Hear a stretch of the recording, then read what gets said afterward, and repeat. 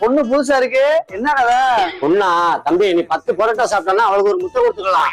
10 பரோட்டா காசு தர வேண்டாம். அப்படியானே?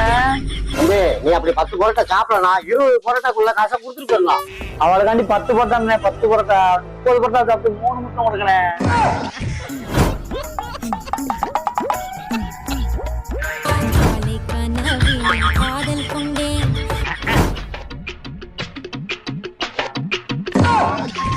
ஏய், பரோட்டா உண்டு வா.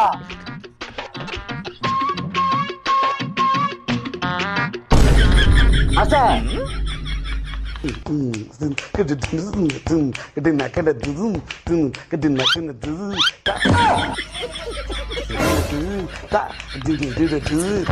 அண்ணே முடியல.